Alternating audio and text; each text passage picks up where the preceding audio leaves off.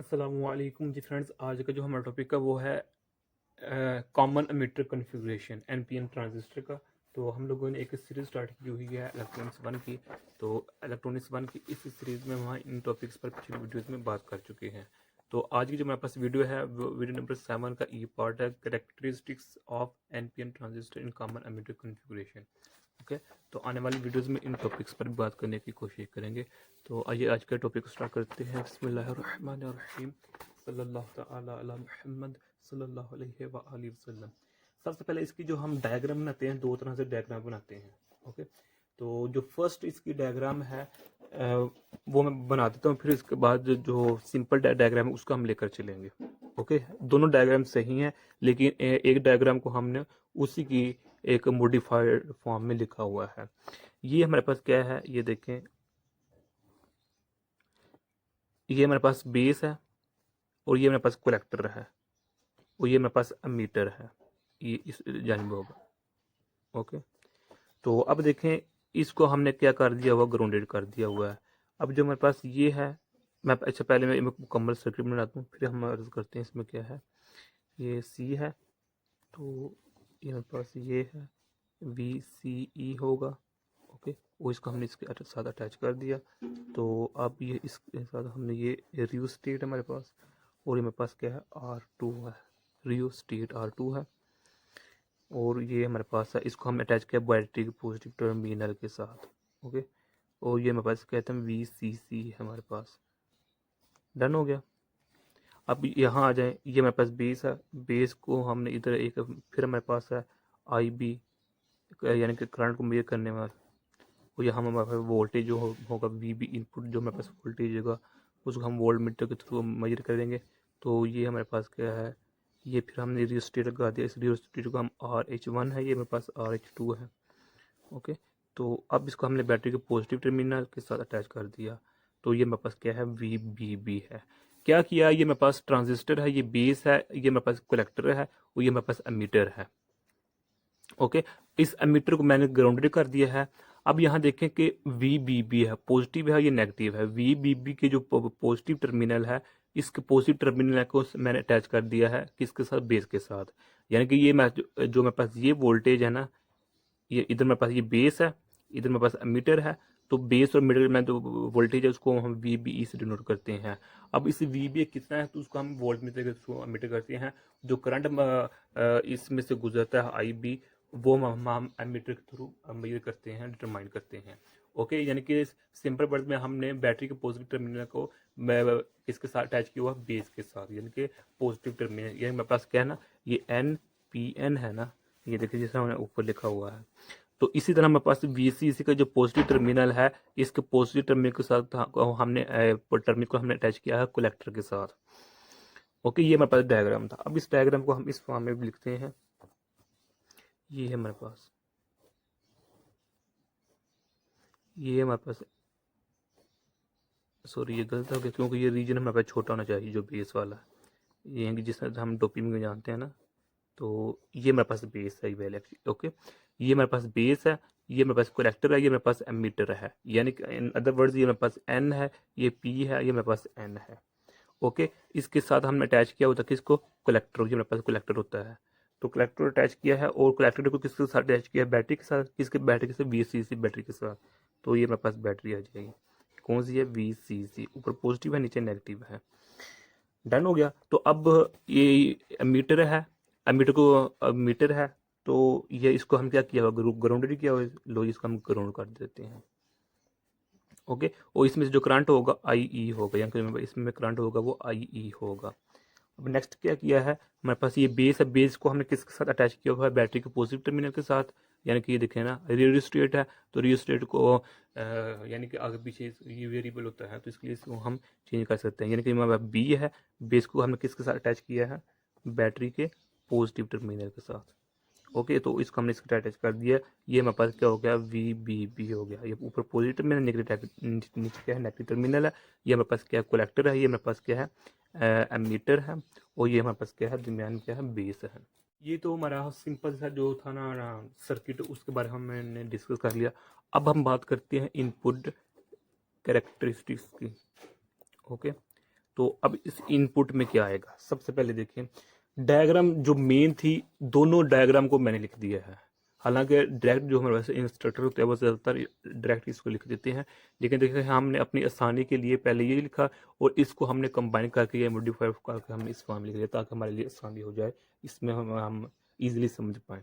Okay, तो अब देखिए जो हमारे पास इनपुट कैरेक्टरिस्टिक्स है, इसको समझने से पहले इधर देखें, ये मेरे पास बेस है और मीटर के दरमियान वी बी है। इसी तरह जो मेरे पास होगा इधर ये बेस है और ये कलेक्टर है इधर, तो इसके दरमियान क्या होगा, सी बी होगा।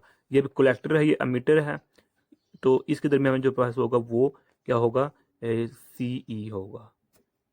ओके, इसी तरह ये इधर हम इसको डिनोट कर सकते हैं, यानी कि ये देखें जो कलेक्टर है और अमीटर के दरमियान क्या है, हमारे पास क्या है, वी सी ई है।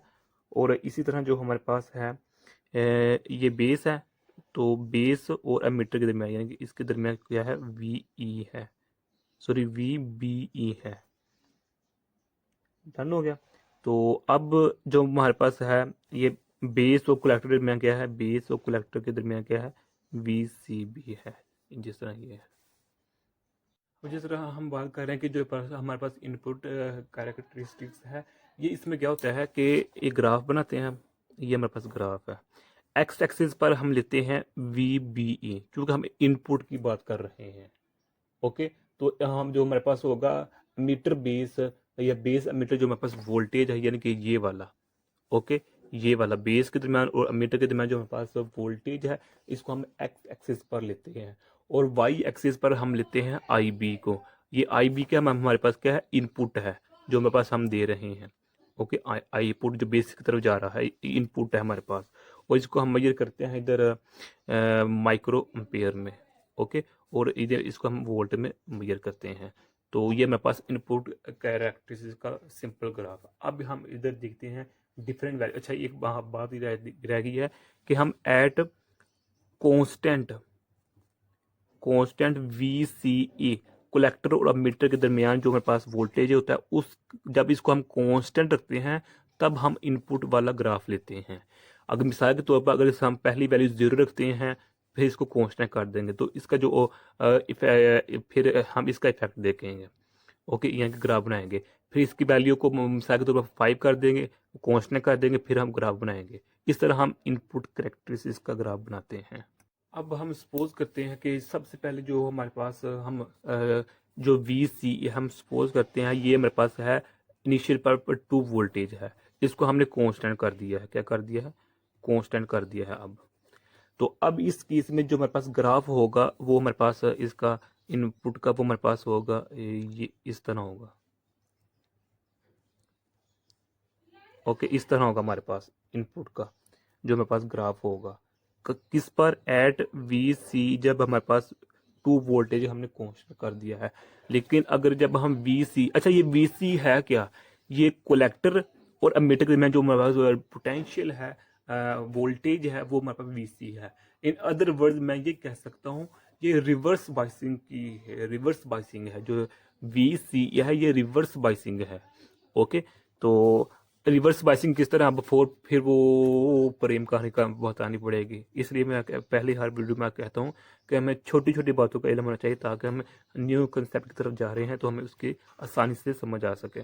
बस सिंपल आप इधर यही समझ लें कि जो मेरे पास कलेक्टर है तो हम क्या ले रहे हैं, एन पी एन है, तो ये कलेक्टर है, ये मेरे पास बेस है, ये मेरे पास एमीटर है। तो कलेक्टर में पास पेंटावलेंट यानी कि फ्री पेंटावलेंट एटम्स होते हैं कि फ्री इलेक्ट्रॉन ज़्यादा होते हैं, तो इसका हमने किसके साथ अटैच किया है, बैटरी के पॉजिटिव, तो ये क्या करेगा, इलेक्ट्रॉन को अट्रैक्ट कर लेगा, तो इस केस में रिवर्स बसिंग हो जाएगी। सिंपल सिर्फ यही समझें। अच्छा, अब यहाँ आते हैं, जब हम इसकी वैल्यू को सपोज करते हैं 5 वोल्टेज पर लाकर इसको हमने कांस्टेंट कर दिया, यानी कि रिवर्स बाइसिंग को हमने इंक्रीज कर दिया है, यानी कि कलेक्टर और एमीटर के दरमियान जो वोल्टेज है इसको हमने इंक्रीज कर दिया है। इन अदर वर्ड्स जो हमारे पास रिवर्स बाइसिंग हमने उसको इंक्रीज कर दिया है। तो इस केस में जो हमारे पास अब ग्राफ आएगा वो हमारे पास ग्राफ ये होगा, थोड़ा सा स्लाइटली सा, अब बल्कि ये तो ज़्यादा हो गया, स्लाइटली सा क्या होगा, लार्ज होगा। ये देखें इस तरह होगा। ये क्या है, V C is equal to, जब हमारे पास वी, और इसी तरह अगर इसको हम सपोज करते हैं 7 कर दें तो अब हमारे पास ये आ जाएगा। ओके, वी सी जब हमारे पास 7 था, यानी कि रिवर्स बाइसिंग जब हम इंक्रीज करते हैं हमारे पास ग्राफ ये आता जा रहा है। सॉरी, ये मेरे पास ऐसे, ओके। अब यहाँ हो क्या रहा है इसका, यानी कि अगर देखें पस मंज़र, तो जब हम VCE को इंक्रीज़ करते जा रहे हैं, इसका मतलब है जो मेरे पास IB करंट है, इनपुट जो करंट है, बेस जो करंट है, वो क्या होता जा रहा है, डिक्रीज़ होता जा रहा है। यानी कि जब हम देखें कलेक्टर और मीटर इसको इंक्रीज़ करते जाएंगे इस बैटरी के थ्रू, जब हम रिवर्स बायसिंग को इंक्रीज़ करेंगे, तो जो हमारे पास ये IB होगा, इसकी वैल्यू क्या हो जाएगी, डिक्रीज़ हो जाएगी। यानी कि इसका जो रीजन होगा वो क्लोज होता जाएगा।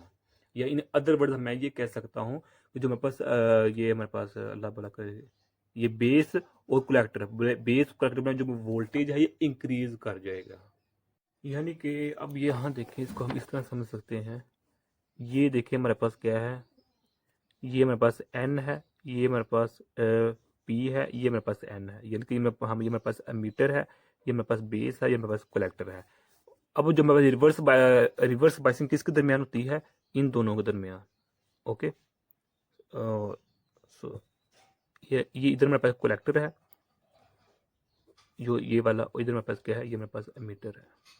मेरे पास मीटर है जो N, और मेरे पास बेस क्या है, P है, और कलेक्टर क्या है, हमारे पास N है। जब हम इधर रिवर्स बाइसिंग करेंगे, रिवर्स बाइसिंग का मतलब क्या है कि ये N है, ये क्या है, N है, कलेक्टर है, फ्री इलेक्ट्रॉन ज़्यादा है, तो इसको हम अटैच कर देते हैं बैटरी के पॉजिटिव टर्मिनल के साथ, और जो मेरे पास बेस है इसको हम अटैच कर देते हैं बैटरी के नेगेटिव टर्मिनल के साथ। यानी कि इन अदर वर्ड्स हम कह रहे हैं VCC के साथ हम इसको अटैच कर देते हैं। तो अब इसका रिजल्ट क्या निकलेगा कि ये फ्री इलेक्ट्रॉन्स को जो हमारे पास होगा पॉजिटिव, ये फ्री इलेक्ट्रॉन्स को अपनी तरफ अट्रैक्ट करेगा। और ये हमारे पास क्या है, इधर पॉजिटिव चार्जेस होते हैं बेस में, ये जो हमारे पास होता है होल्स को अपनी तरफ अट्रैक्ट करेगा। नतीजा क्या निकलेगा कि यहाँ जो कम्बिनेशन थी ना, यानी कि करंट जो इधर बन रहा था, यानी कि होल पेयर की वजह से, होल इलेक्ट्रॉन पेयर की वजह से वो कम हो जाएंगे। जब पेयर ही नहीं रहेंगे, जब जुदा जुदा हो जाएंगे, मोहब्बत जुदा जुदा हो जाएगी, तो इलेक्ट्रॉन पेयर नहीं बनेगा, होल पेयर नहीं बनेगा, इलेक्ट्रॉन होल पेयर या होल इलेक्ट्रॉन पेयर नहीं बनेगा। तो इसका मतलब है जो मेरे पास ये इधर IB करंट होगा वो क्या हो जाएगा, डिक्रीज हो जाएगा। ये तो मेरे पास फॉरवर्ड है ना, ये मेरे पास इधर अगर हम करें कि ये मेरे पास फॉरवर्ड है ये वाला। ओके, तो इसके हम बात नहीं कर रहे, हम सिर्फ रिवर्स बायसिंग की बात कर रहे हैं। तो इसका नतीजा क्या निकलेगा, जब होल पेयर नहीं बनेंगे, होल इलेक्ट्रॉन पेयर नहीं बनेंगे, तो मेरे पास जो बेस करंट होगा वो क्या हो जाएगा, डिक्रीज हो जाएगा। खैर, ये हमने काफ़ी मतलब डिस्कस किया हुआ है। तो इस तरह मेरे पास इनपुट का जो आता है ग्राफ आ जाता है। अब अगर हम बात करें जो मेरे पास आउटपुट करेक्टरिस्टिक है, आउटपुट करेक्टरिस्टिक, इसका हम देखते हैं, कर्व या ग्राफ देखते हैं। इसमें क्या होता है कि जो अच्छा इसमें रहेगी कि अगर इसमें हम इनपुट में निकाले रेजिस्टेंस, जिसको हम RIN से नोट कर रहा हूँ, तो वो हमारे पास क्या आएगा, delta VBE over delta IB। Okay, किस पर, एट कांस्टेंट VCE पर, ये मेरे पास कांस्टेंट है। डन हो गया, एक कांस्टेंट है, जैसे जैसे वैल्यू इंक्रीज करते जाएंगे तो ये भी चेंज होता है। जब ये चेंज हो जाता है इसका मतलब है हमारे पास VBE है वो भी चेंज होता जाएगा। खैर, अब आउटपुट है, तो आउटपुट जो मेरे पास कैरेक्टरिस्टिक्स है, इसमें जो हमारे पास ये देखें एक्स एक्सिस है और ये वाई एक्सिस है। वाई एक्सिस पर हम कलेक्टर करंट लेते हैं, और जो मेरे पास एक्स एक्सिस है यहाँ हम लेते हैं क्या बड़ा है, हाँ जी जी VCE। यानी कि ये देखें ना, जब इनपुट बनाया तो इधर VB लिया था और इधर B लिया था, तो जब हम आउटपुट इधर VCE लेंगे, और यानी कि IC लेंगे। यानी कि जो मेरे पास इधर जो मेरे पास करंट होगा IC वो हम लेंगे, यानी कि ये वाला वाई एक्सिस पर होगा और ये मेरे पास एक्स एक्सिस पर होगा। तो अब इसको हम देखते हैं कि किस तरह हम इसको हम मैनेज करते हैं। अब इसमें जो सबसे पहले ग्राफ आता है वो हमारे पास इस तरह का आता है, यानी कि यहाँ से स्टार्ट होता है हमारे पास ये वाला रीजन। यानी कि चलो हम अपनी सिंप्लिसिटी के लिए हम कह सकते हैं ये ग्राफ ऐसे शो हो रहा है, ऐसे। ओके, जो ये हमारे पास रीजन है इसको हम कहते हैं कट ऑफ रीजन। क्या कहते हैं, कट ऑफ रीजन। और यहाँ जो मेरे पास होता है करंट, उसको हम कहते हैं CEO।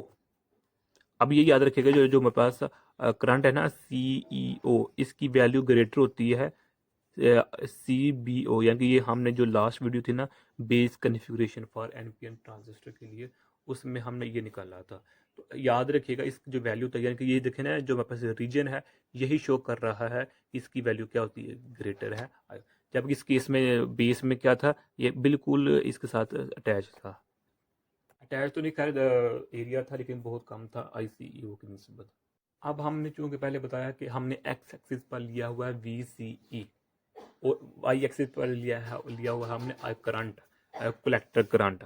अब जिस तरह हमने इधर कांस्टेंट क्या रखा था, VCE को कांस्टेंट रखा था, अब इधर हम IB को कांस्टेंट रखेंगे। किसको, IB को कांस्टेंट रखेंगे। अब जो मेरे पास ये रीजन आया है ना, ये वाला कट ऑफ रीजन वाला, ये इधर मेरे पास IB की वैल्यू क्या होती है, 0 होती है। यानी कि इधर मेरे पास IB की वैल्यू क्या है, 0 है। यानी कि इसका मतलब क्या हुआ कि जब भी सर्किट में, इलेक्ट्रॉनिक सर्किट में जो हम ले रहे हैं कॉमन एमीटर कन्फ्यूजन वाला, जब भी सर्किट में बेस करंट 0 होता है तो इसका मतलब वहाँ हमारे पास लीकेज करंट होता है, रिवर्स लीकेज करंट होता है। ये हमारे पास क्या है, रिवर्स लीकेज करंट ही कहते हैं ना इसको। अब सबसे पहले देखिए जो मेरे पास कट ऑफ रीजन है, इसमें जब ये होता है तो इसमें क्या क्या होता है। जब हमारे पास ये रीजन आता है तो इसका मतलब होता है जो मेरे पास IB होता है, IB होता है वो इज 0 होता है, यानी जो बेस करंट होता है वो 0 होता है। तब हमारे पास जो होता है रीजन आता है, उसको रीजन को कहते हैं cut off region of transistor. Okay.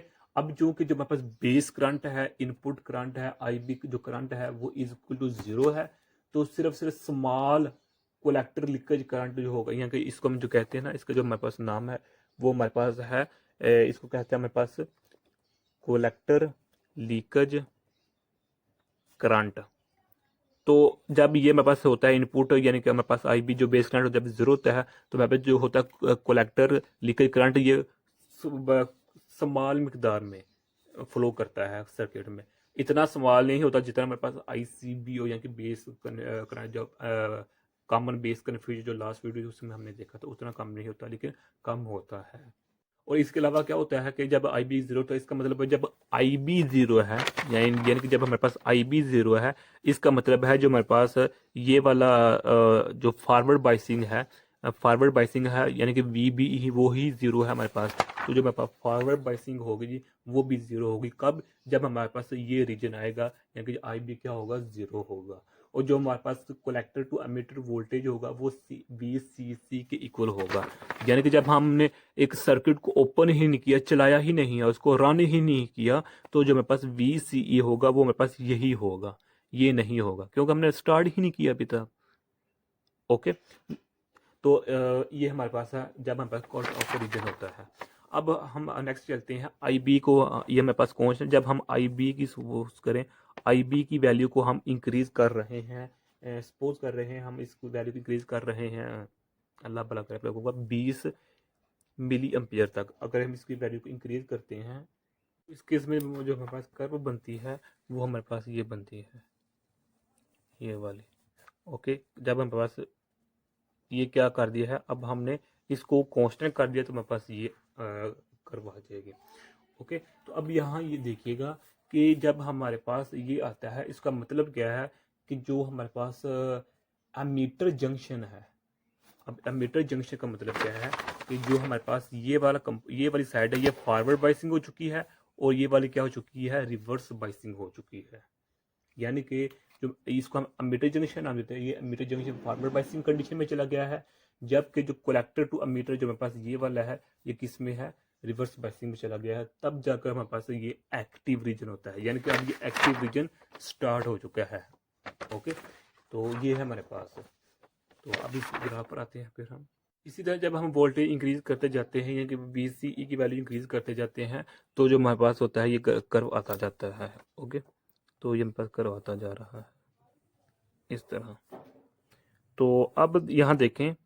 Okay. तो एक ऐसा पॉइंट आता है, एक ऐसा मोमेंट आता है, ऐसा लम्हा आता है जब जो हमारे पास ये, यानी कि जब हम VCE की वैल्यू इंक्रीज करते जाते हैं तो उसके बाद एक ऐसा लम्हा आता है जब हमारे पास कोलेक्टर जो हमारे पास बेस होता है ये कंप्लीटली ब्रेक डाउन हो जाता है। क्यों? क्योंकि अब वहाँ हमारे पास जो होता है एवलॉन्च प्रोसेस अकर हो जाता है। अब ये एवलॉन्च प्रोसेस क्या है इसका भी हमें पहले पता होना चाहिए, इसलिए छोटी छोटी बातों में, यानी कि जब हमारे पास हम VCE की वैल्यू इंक्रीज करते जाते हैं, जो हमारे पास एक लम्हा ऐसा आता है, एक ऐसा पॉइंट आता है, तब जाकर जो मेरे पास ये होता है, ये क्या होता है, ब्रेक डाउन हो जाता है इसकी वजह ये मेरे पास, यानी कि जो मेरे पास कलेक्टर बेस जंक्शन होता है वो ब्रेक डाउन हो जाता है। क्यों? क्योंकि इधर एवलांच प्रोसेस अकर कर जाता है। अब ये एवलांच प्रोसेस क्या है, इसको मैं डिटेल में नहीं जाऊँगा, क्योंकि इस पर मैं पहले अच्छी खासी डिटेल में बात कर चुका हूँ। यानी कि ये देखिए ना, जो मेरे पास थे ये A part, B part, C part और 3 पार्ट, इन यानी कि वीडियो नंबर 6 में हमने ऑलमोस्ट इन्हीं चीज़ों पर डिस्कस किया हुआ है। तो लिहाजा जब भी हम VCE की वैल्यू इंक्रीज करते हैं, जैसे एक्सेल वहाँ आता है जब हमारे पास जो बेस कलेक्टर बेस जो हमारे पास जंक्शन होता है वो कम्प्लीटली ब्रेक डाउन होता है। क्यों? क्योंकि वहाँ हमारे पास एवलांच प्रोसेस हो जाता है, क्योंकि एवलांच ब्रेक डाउन हो जाता है। जो हमारे पास IC की वैल्यू होती है वो रैपिडली क्या हो जाती है, इंक्रीज हो जाती है। और नतीजा क्या हो सकता है कि जो हमारे पास ट्रांजिस्टर होता है वो डिस्ट्रॉय हो सकता है, डैमेज हो सकता है। तो अब यहाँ देखें कि अगर हम ये इंक्रीज करता जा रहा है तो हमारे पास ये रीजन एक आता जा रहा है। इस जो मेरे पास ये रीजन है, इस रीजन को हम कहते हैं, हमारे पास क्या है, सैचुरेशन रीजन है। ये हमारे पास क्या है, सैचुरेशन रीजन है। सैचुरेशन रीजन है ये हमारे पास।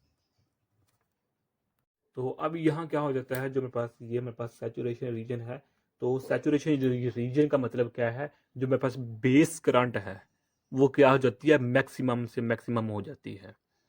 ओके, यानी कि देखे ना, जो मेरे पास ये मेरे पास जो बेस करंट है, ये देखे ना, ये क्या था, सपोज करें 40 हो गया, इधर 60 हो गया, तो 80 हो गया। तो बेस करंट क्या होता है, सैचुरेशन रीजन जो हमारे पास करता है, जो लास्ट है, जो रीजन होता है वो हमारे पास क्या होता है, तो एक लिमिट क्या हो जाती है, वो हमारे पास जो बेस करंट होता है वो हम मैक्सिमम हो जाता है। जब बेस करंट हमारा मैक्सिमम हो जाता है, इसका मतलब क्या है, जो हमारे पास IC है, कलेक्टर करंट होता है, जो हमारे पास कलेक्टर करंट है ये वाला, ये भी क्या हो जाता है, मैक्सिमम हो जाता है। तो अब इसका मतलब क्या रहा कि जब IC इंक्रीज कर गया, अब इसका मतलब है कि जो हमारे पास रिवर्स बाइसिंग है वो भी अपनी असली हालत में मौजूद नहीं रहा। यानी कि जो हमारे पास है रिवर्स बाइसिंग है वो भी नहीं रहा। खैर हम इसमें डिटेल में नहीं जानना चाह रहे, सिंपल वर्ड्स में आप यही समझें, जब हमारे पास सैचुरेशन रीजन होता है उस वक्त जो हमारे पास होता है रिवर्स बाइसिंग, वो अपनी असली हालत में नहीं रहता। और जब हमारे पास कट ऑफ रीजन होता है, यानी कि IB से नीचे वैल्यू होती है, जो यानी कि जब हमारे ICO की वैल्यू होती है, तब जो हमारे पास दोनों होते हैं वो क्या होते हैं, रिवर्स बाइसिंग में होते हैं। यानी कि जब हमारे पास ये रीजन होता है, जब ICO होता है, तो यानी कि जब कट ऑफ रीजन होता है, तो अब हमारे पास जो होता है जंक्शन, वो हमारे पास दोनों रिवर्स बाइसिंग में होते हैं। लेकिन जब हमारे पास ये सैचुरेशन रीजन अकर होता है, तो इनमें जो दोनों जंक्शन होते हैं वो हमारे पास फॉरवर्ड बाइसिंग की हालत में आ जाते हैं। तो लिहाजा हम एक सिंपल इधर लिख देते हैं equation, VCE is equal to VCB plus VBA। अब ये इक्वेशन है, यानी कि ये देखें, जो मेरे पास ये है VC इक्वेशन किसकी इक्वल है, ये इसके इक्वल है प्लस इसके इक्वल है। ओके, तो यही हमने लिखा है। तो अब इसका मतलब जब हम VCE को इंक्रीज करेंगे, तो जब मेरे पास VCB होगा ये इंक्रीज होगा, और ये मेरे पास क्या होगा, ये डिक्रीज हो जाएगा। अभी इसके डिक्रीज होने का मतलब क्या है, जो मेरे पास बेस करंट है, इनपुट करंट है, वो क्या हो जाएगा, डिक्रीज हो जाएगा। सिंपल वर्ड्स हम ये कहते हैं, जब हम VCE को इंक्रीज करते हैं, जो मेरे पास IC होता है वो इंक्रीज हो जाता है। अब इसका हम ग्राफ देखते हैं, ये देखें। ओके, तो क्या कर रहे हैं हम इधर, कि जो हमारे पास VCE है, यही है ना, VCE है, और वाई एक्सिस पर IC है। जब हम VCE को इंक्रीज करते जा रहे हैं, तो इसका मतलब क्या है, जो मेरे पास IC है, ये देख रहे हैं, IC की वैल्यू जो मेरे पास है ये क्या होती जा रही है, इंक्रीज करती जा रही है। ओके, तो ये हमारे पास इधर ये शो हो रहा है, IB डिक्रीज होता है। इन अदर वर्ड्स मैं ये कह सकता हूँ, जो मेरे पास IC है वो क्या होता जा रहा है, इंक्रीज होता जा रहा है बाई इंक्रीजिंग दी VCE। खैर अब यहाँ देखें कि जो हमारे पास आउटपुट रेजिस्टेंस होती है, आउटपुट रेजिस्टेंस, वो हमारे पास क्या होता है, VCE ओवर डेल्टा VC किस पर जी, एट कांस्टेंट बेस करंट पर। यानी कि यह फार्मूला हमने यहाँ से निकाला ओम लॉ से। आर की वैल्यू इधर लिखी तो V ओवर I आ गया। अब ये चूंकि चेंज हो रही होती है वैल्यू, इसलिए हम डेल्टा लिखा। ये मेरे पास क्या है, कांस्टेंट वैल्यू पर। ये मेरे पास आउटपुट रेजिस्टेंस होगी है। तो यही आज का हमारा इतना सा टॉपिक था। अब अगर हम करंट ट्रांसफर जो करेक्टरिस्टिक्स है, यानी कि जो हमारे पास तीसरा पॉइंट लेते हैं, वो हमारे पास क्या होता है, करंट ट्रांसफ़र कैरेक्टरिस्टिक्स, अगर इसकी वैल्यू निकालें, इसका फार्मूला क्या होता है, beta is equal to I C over I B होता है, ये हमारे पास फार्मूला होता है ना।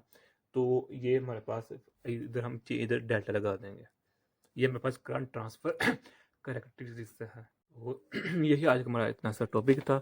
सिर्फ इसमें एक दो में बात वही है कि जो मेरे पास होता है, इसमें क्या होता है, दोनों जो जंक्शन होते हैं वी बी ई और वी सी, जो ये क्या हो जाते हैं, दोनों फॉरवर्ड हो जाते हैं, और इसमें क्या हो जाते हैं, दोनों क्या हो जाते हैं, रिवर्स बाइसिंग हो जाते हैं।